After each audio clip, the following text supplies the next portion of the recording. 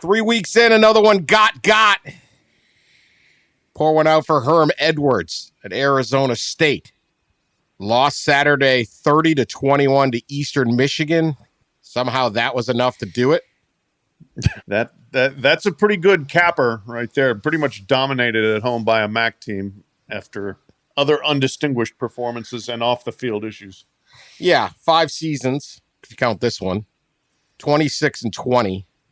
All sorts of issues. NCAA violation allegations, recruiting during COVID. Look, it was a weird hire to begin with. Herm Edwards is really good on TV, had a distinguished run as an NFL coach. Had some good seasons, particularly with the Jets, but nothing overwhelming. Didn't see this one ever working, and it didn't. Pat, what do you think? No, it didn't. Ray Anderson was an unconventional AD hire, and he made an unconventional coach hire of somebody who I think used to be one of his clients, right, when Ray was an agent. Yeah, and so it was a buddy hire. Herm Edwards' record was worse than Todd Graham's, and he leaves the program under a cloud of a major investigation. Dan, you were talking about the recruiting philosophy. I think the recruiting philosophy was improper, unofficial visits that we end up paying for under the table during COVID during a dead period. So how's that for a recruiting philosophy? Probably not a very good one. And then, tons of transfers out after last season. They beat Northern Arizona in the opener. Then they lose to Oklahoma State, and then you lose to Eastern Michigan. And this is probably another one that should have been done last December instead of getting into this year and fouling it all up. Well, yeah, especially with the investigation. I think a lot of people around the country figure that was going to be the undoing over the offseason was the investigation, that Herm was going to be out. And then there was a sense when he wasn't fired after last year or during the offseason because of the NCAA stuff, there was a sense that Herm would retire, during the year or after the season. It seemed like people were expecting him to retire. That's all I kind of heard. So, yep. So I mean, I'm sure we're going to talk about this, but gosh, that seems like a pretty good job. You're in a big Phoenix metro area, right? It's a big party school. Everybody seems to have lots of fun. The weather's amazing.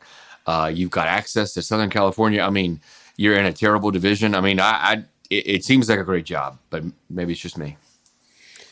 I think everybody agrees it's like a sleeping giant. Other than the prohibitive Urban Meyer decides that he wants to, who should they get? I mean, that place strikes me as somewhere where you need like young and energy and all that stuff. I mean, it just seems like a program that needs that. There's a lot of schools this cycle where you're going to have the double. Or you're going to have AD and coach both go out. I mean, we've already seen it with Auburn, or we probably will see it with Auburn with the latter half falling. Usually, as you guys know, right, usually the AD goes first, so you can control the hire, you being the president or maybe a new AD. So that obviously didn't happen here. Then you lose to Eastern Michigan, and they go, well, we just can't. Yeah.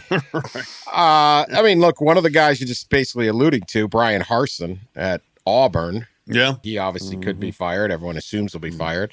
He was good at Boise State, and he recruited Arizona well. Do you just take a mulligan on that and say, hey, look, we'll take him, or does that have too much of there's no momentum to him? The name I like that I will throw out is Deion Sanders. I think Deion Sanders in a city like Phoenix is I think Deion Sanders would be very good anywhere. But I don't see him at a place where, I don't know, certain schools with too much boosters and too small of a town and but man, you put him there.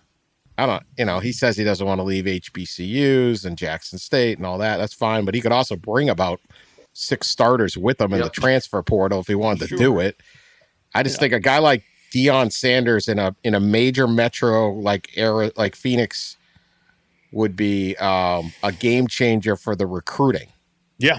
And you got to get something to make people go, oh yeah, this is hot now. Because once it gets going, I don't know how it doesn't stay that way.